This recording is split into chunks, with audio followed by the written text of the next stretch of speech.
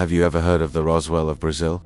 It's a story so bizarre, so full of strange creatures and military secrets, that it continues to baffle researchers to this day. We're talking about the Varginha Incident, a case that has everything: UFO sightings, alien encounters, and a massive alleged cover-up.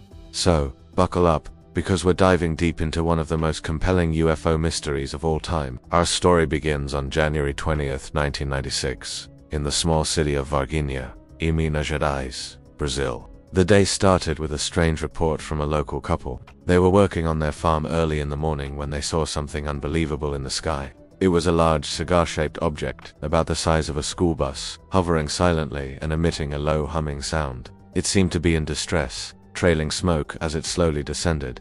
They watched, stunned, as it disappeared behind a ridge.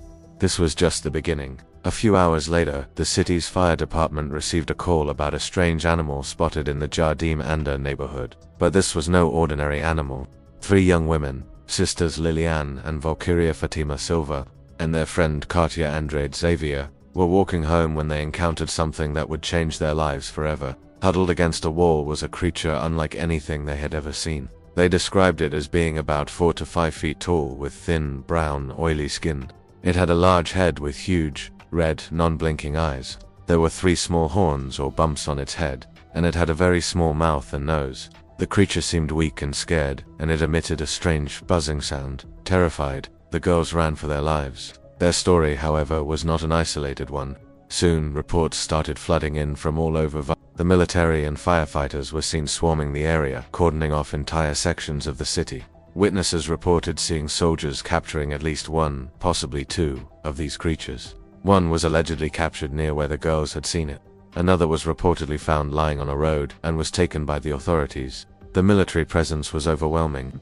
Trucks, helicopters, and heavily armed soldiers became a common sight. Locals who tried to get close to the action were aggressively turned away. The official story: the military was conducting a routine training exercise, but the residents of Varginha knew better.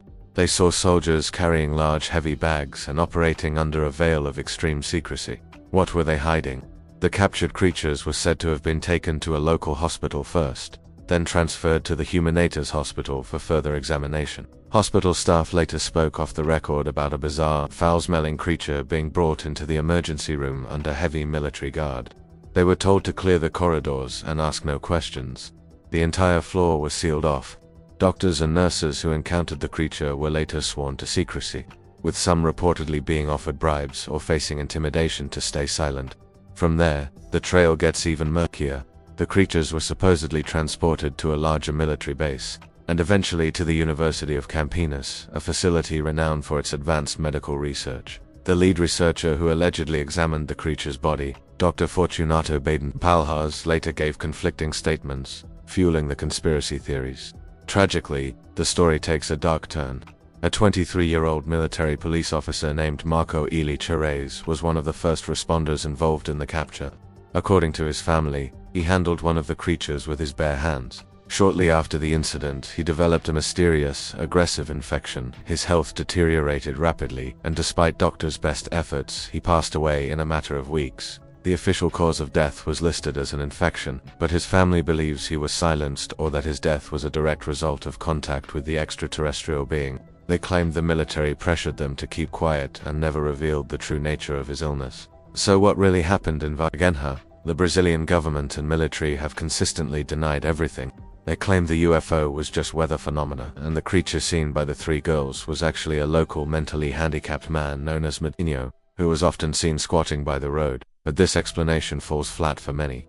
The girls knew Medinho and were adamant that what they saw was not him. Furthermore, it doesn't explain the massive military operation, the numerous other witness accounts, or the mysterious death of Officer Cherez. Ufologists and investigators who flocked to Varginha, like the renowned Ademar Jose Gavard, collected hundreds of witness testimonies. They spoke to military personnel, firefighters, doctors, and ordinary citizens.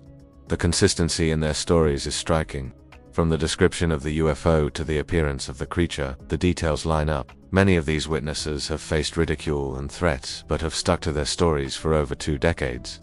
Could a mass hallucination have gripped an entire city, or was the official explanation of a training exercise and a mistaken identity just a smokescreen for something far more extraordinary? The Varginha Incident remains one of the most well-documented and credible UFO cases in history, largely due to the sheer number of witnesses from all walks of life. The girls who first saw the creature were subjected to intense scrutiny and ridicule but never wavered in their account.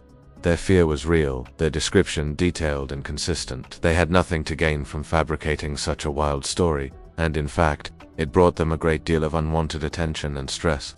Years later, an anonymous source, claiming to be from the Brazilian military's intelligence service, allegedly confirmed the entire event. This source stated that a UFO did crash, and 2 alien beings were captured. One was taken alive but died in custody, and the other was deceased at the crash site.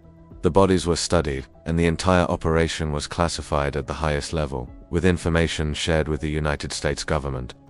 While we can't verify this anonymous testimony, it aligns perfectly with the events reported by witnesses on the ground. The Varginha case is a puzzle with many missing pieces, deliberately hidden by those in power. It forces us to question the world around us and what information is being kept from the public.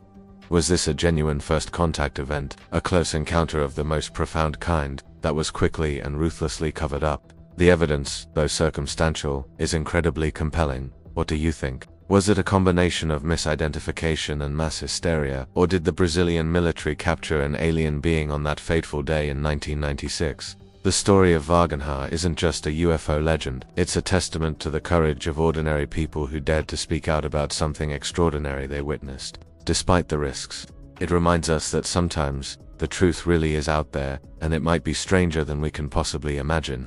Thanks for joining us on this journey into the unknown. If you found this story as fascinating as we do we don't forget to hit that like button and subscribe for more deep dives into the world's greatest mysteries. Let us know your theories about the Varginha incident in the comments below. See you next time.